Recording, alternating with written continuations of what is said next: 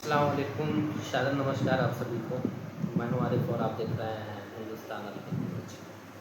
आज मैं उन सारे भ्रष्ट अधिकारियों को बेनकाब करने वाला हूं जो कुशीनगर में अराजकता फैलाते हैं, अनुशासनहीनता करते हैं, शिथिलता को दिखाते हैं और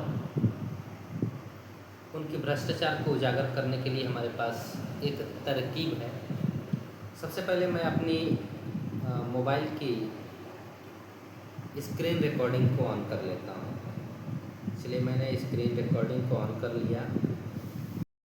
सबसे पहले मैं आपको बता दूं कि सूचना का अधिकार अधिनियम 2005 धारा 6(1) के अंतर्गत मैंने आरटीआई लगाई थी राजस्व विभाग में तहसीलदार पडरौना को। चूँकि अधिकृत अधिकारी तहसीलदार पडरौना हुए जिनसे ये सूचना मांगी गई थी, लेकिन लेखपाल ने हमें जो अधिकृत नहीं है वो हमें भ्रामक तथ्यहीन कूटरचित सूचनाएं उपलब्ध कराए। हमने कुछ बिंदुओं की सूचनाएं मांगी थी, जैसे कुछ 8 बिंदु थे। उस बिंदुओं में से लगभग 8 बिंदुओं की सूचनाएं हमें प्रमाणित रूप से चाहिए थी, मोहर हस्ताक्षर के साथ। लेकिन ये सूचना देने में इसलिए डर रहे हैं क्योंकि हमारे यहाँ गरीबों से अच्छी कमाई हो रही है इन अधिकारियों की, और ये अच्छे पैसे का इनकम कर रहे हैं, इसलिए सूचना देने से डर रहे हैं। भ्रामक तथ्यहीन कूटरचित सूचनाएं दे करके, मनगढ़ंत कहानियां बना करके खुद को बचना चाहते हैं और विभाग को बचाना चाहते हैं। लेकिन ऐसा होगा नहीं, क्योंकि हम किसी भी भ्रष्ट अधिकारी को बचने नहीं देंगे। मैं 8 बिंदुओं की सूचनाएं मांगा था। वो सूचनाएं कौन कौन सी हैं? भले ही ये सूचनाएं हमें किसी अन्य माध्यमों से प्राप्त हो गई हैं, लेकिन ये प्रमाणित नहीं है। प्रमाणित का इंतज़ार मुझे हमेशा रहेगा और मैं अभी भी ये अनुरोध करता हूं कि जो भी सूचनाएं मैं मांगा हूं उसको अभी आपको स्क्रीन के सामने दिखा भी रहा हूं और सुनाऊंगा भी। ये 8 बिंदु की सूचनाएं मुझे यथाशीघ्र उपलब्ध करा दिया जाए तो अति कृपा होगी। पहली बिंदु की सूचना है हमारा ग्राम पंचायत बेतियां की कुल सार्वजनिक संपत्ति, जैसे भूमि हो गए, भवन हो गए, तालाब हो गए, कुएं हो गए। भवन में सरकारी भवन का हमने मांग किया था। तालाब हो गए, कुएं हो गए, सड़क हो गए, खेल का मैदान हो गया, चारागाह हो गया, सामुदायिक भवन हो गया, पंचायत भवन हो गया, पुस्तकालय हो गया इत्यादि, यानी अन्य भी हो सकते हैं, की सूची जिसमें नाम, प्रकार, क्षेत्रफल एवं स्थिति का विवरण हो, वो सारे मांगे गए थे। लेकिन इसमें से मुझे कुछ भी उपलब्ध नहीं कराया गया। मैंने अन्य माध्यम से ग्राम पंचायत बेतियां की सार्वजनिक संपत्ति रजिस्टर को हासिल कर लिया है। इसमें सारी संपत्तियों का रिकॉर्ड हमारे पास उपलब्ध है, लेकिन इसमें अभी भी भवन, तालाब और कुएं की पता नहीं चल पा रहा है। ये नक्शे से पता चलती है और नक्शा अभी तक मुझे उपलब्ध नहीं कराया गया है, जिसकी प्रमाणित प्रति की अपेक्षा की जा रही है कि यथाशीघ्र मुझे उपलब्ध कराई जाए। सार्वजनिक भूमि भू मानचित्र की नक्शा मेरे द्वारा प्रमाणित प्रति मांगी गई थी, जिसे भी उपलब्ध नहीं कराया गया है। और भ्रामक सूचना कैसे, ये भी मैं अभी आपको प्रमाणित करके दिखाऊंगा। इसी में सार्वजनिक संपत्तियों से संबंधित रजिस्टर मांगी गई थी। रजिस्टर मांगने के लिए मैं तहसीलदार पडरौना को मिला था, एडीएम पडरौना को मिला था, एसडीएम पडरौना को मिला था। डीएम साहब के यहाँ गया था तो मुलाकात नहीं हुई थी। और लेखपाल रंजीत जायसवाल से मिला था, कानूनगो से मिला था, लेकिन ये लोग देने से मुकर गए। लेखपाल कानूनगो का कहना था कि नक्शा त्रुटिपूर्ण है और अभिलेखागार में उपलब्ध नहीं है, इसलिए आपको नहीं मिल सकती। और जो सार्वजनिक संपत्ति रजिस्टर है प्रमाणित, वो उसकी कापी हमारे पास है, लेकिन अभी हम नहीं दे सकते, जो आरटीआई के नियमों के विरुद्ध है। अभी तक हमें ये चीज़ें नहीं मिली हैं। हमने ये भी रिकॉर्ड मांगा था कि पिछले 10 वर्षों में सार्वजनिक संपत्तियों पर हुए निर्माण विकास कार्य की सूची, जिसमें कार्य का नाम, लागत, कार्य, आदेश की प्रति एवं पूर्णता तिथि हो, किस तिथि में वो काम कराए गए, कितनी लागत हुई, वो सारी जानकारी मांगी गई थी। लेकिन पिछले 10 वर्षों की किसी भी तरह की कोई जानकारी राजस्व विभाग के द्वारा उपलब्ध नहीं कराई गई। यदि ये सूचना इनके विभाग से संबंधित नहीं थी, तो धारा 6(3) के अंतर्गत संबंधित विभाग में अंतरित करना चाहिए था, लेकिन संबंधित विभाग में अंतरित भी नहीं किए, मुझे अवगत भी नहीं कराया गया और सूचना भी नहीं दी गई। ये पूरी तरह से विभाग का शिथिलता है। उसके बाद मैंने ग्राम पंचायत बेतिया में सार्वजनिक संपत्तियों पर अतिक्रमण की जानकारी, जिसमें अतिक्रमण करने वाले व्यक्ति, संस्था का नाम, क्षेत्रफल एवं कार्रवाई की स्थिति हो से संबंधित सूचनाएं मांगी थी, लेकिन ये भी सूचनाएं मुझे उपलब्ध नहीं कराई गई। केवल यह कह कर के टाल मटोल कर दिया गया कि आप न्यायालय से ये सूचनाएं प्राप्त कर सकते हैं, लेकिन मैंने यह भी सूचनाएं अन्य माध्यमों से प्राप्त कर ली हैं। कुछ लोगों पे मुकदमा प्रचलित है, बाकी जो इनके हितैषी हैं, जो दबंग लोग हैं, जिनसे ये मोटी कमाई करते वसूली करते हैं, उन लोगों पे अभी तक मुकदमा पंजीकृत नहीं हुआ है और अभी तक अवैध अतिक्रमण नहीं हटाए गए हैं, नोटिस जारी नहीं हुए, नोटिस निर्गत नहीं हुए हैं। जिन लोगों पे नोटिस निर्गत हुए हैं उनकी भी अवैध अतिक्रमण अभी तक नहीं हटाए गए हैं, जिसकी अपेक्षा की जा रही है। सार्वजनिक संपत्तियों में के रखरखाव व संरक्षण हेतु बनी समितियों का गठन, आदेश एवं उनके सदस्यों के नाम, पद नाम मेरे द्वारा मांगे गए थे, यह भी मुझे नहीं बताया गया है। जिला या ब्लॉक स्तर से ग्राम पंचायत को सार्वजनिक संपत्तियों के रखरखाव के लिए जारी शासनादेश निर्देश की प्रतियां मांगे गए थे, जो नहीं उपलब्ध कराई गई हैं। पिछले 5 वर्षों में सार्वजनिक संपत्तियों के रखरखाव हेतु मरम्मत हेतु खर्च की गई कुल राशि का विवरण, भुगतान वाउचर सहित प्रमाणित मांगी गई थी, जो अभी तक उपलब्ध नहीं कराए गए हैं। अब इनके विभाग की तरफ से बस एक लेटर दे दिया गया है, जिसे आप साइड में स्क्रीन पे देख सकते हैं। इसमें तहसीलदार पडरौना के द्वारा ये केवल दे दिया गया है कि सभी सार्वजनिक संपत्तियों की खतौनी नियमानुसार, शासनादेश अनुसार शुल्क जमा करके किसी भी कार्य दिवस को तहसील में प्राप्त कर सकते हैं, एकल विंडो से प्राप्त कर सकते हैं। ये तो मुझे पता है। सभी सार्वजनिक संपत्तियों की जो ब्यौरा है वो हम सहज जन सेवा केंद्र से भी ले सकते हैं, प्रमाणित प्रति वहाँ से भी मिल जाएगी, एकल विंडो से भी ले सकते हैं, ये तो मिल जाएगी आसानी से, ये मुझे पता है। लेकिन ये सूचनाएं आपको देनी चाहिए थी, आपने नहीं दिया। सार्वजनिक भूमि का भू नक्शा नियमानुसार शासनादेश शुल्क जमा करके किसी भी कार्य दिवस जिला अभिलेखागार से प्राप्त किए जा सकते हैं, ये केवल लिख करके दे दिया गया है, लेकिन अभी तक मुझे उपलब्ध नहीं कराया गया। मैं अभिलेखागार में भी कांटेक्ट किया था, संबंधित लेखपाल, कानूनगो, तहसीलदार, एडीएम, एसडीएम और नायब तहसीलदार सबसे कांटेक्ट किया था, लेकिन अभी तक मुझे प्रमाणित प्रति उपलब्ध नहीं कराई गई है। भले ही वो त्रुटिपूर्ण हो, लेकिन उपलब्ध कराया जाना चाहिए था, लेकिन नहीं कराई गई है। ये विभाग की सबसे बड़ी नाकामी है। इस पर भी जांच करके कार्रवाई होना चाहिए। मेरा तीसरा बिंदु जो था वो था सार्वजनिक संपत्तियों से संबंधित रजिस्टर। इसमें भी लिखा गया है कि सार्वजनिक संपत्तियों से संबंधित रजिस्टर की छाया प्रति शासनादेश अनुसार शुल्क जमा करके किसी भी कार्य दिवस तहसील से प्राप्त किया जा सकता है, लेकिन तहसील में किससे प्राप्त कर सकते हैं और कब प्राप्त कर सकते हैं यह भी नहीं लिखा गया है।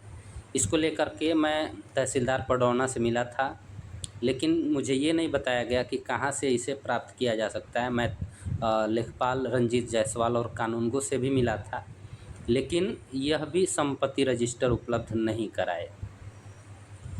चौथा बिंदु था हमारा कि चौथा बिंदु था हमारा पिछले 10 वर्षों से सार्वजनिक संपत्तियों पर हुए निर्माण विकास कार्य की सूची हमने मांगी थी। तो यहाँ पे लिखा गया है यह जांच विषयक है और इसे विकास खंड कार्यालय से पंचायत भवन से संबंधित है, वहाँ से प्राप्त किया जा सकता है, ये लिखा हुआ है।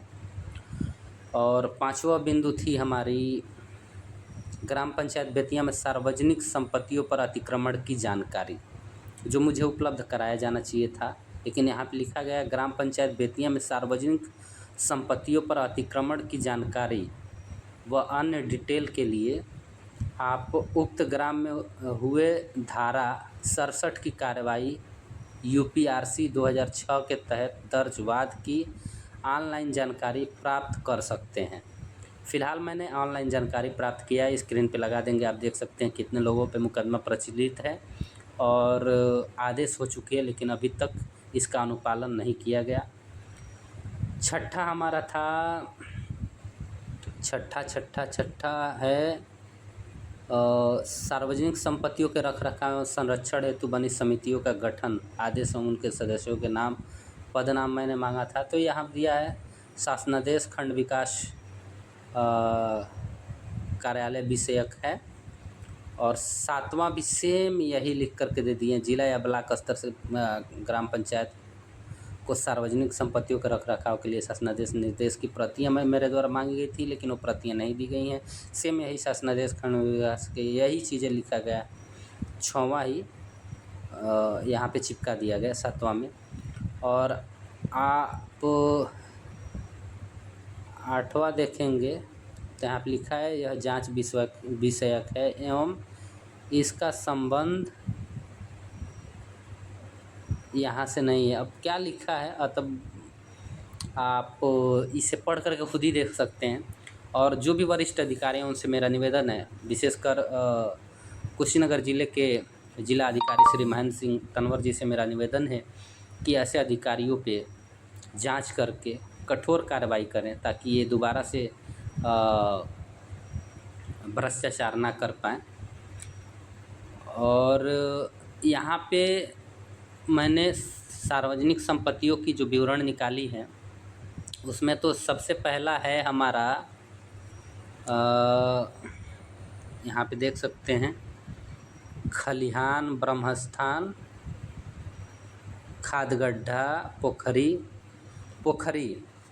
इसमें इन्होंने दिखाया है कि 269 जो है खाली है, 351 जो है खाली है, 524 जो है खाली है, 559 जो है खाली है, 617 जो है खाली है, 874 जो है खाली है। मतलब यहाँ तक खाली दिखाएं। उसके बाद दिखाएं कि छप्पर व घर का पिछवाड़ा है, पक्का लैट्रिन रूम व टंकी का स्थान है, सहन है, घर के पास टाट से घेरे हुए हैं, एल्वेस्टर है, शेड है, घर के पास झमड़ा है, सब्जी लगाकर कब्जा किए हैं। लेकिन ये कब्जा हटवाने की जिम्मेदारी किसकी है भैया? तुम्हारी है या हमारी है?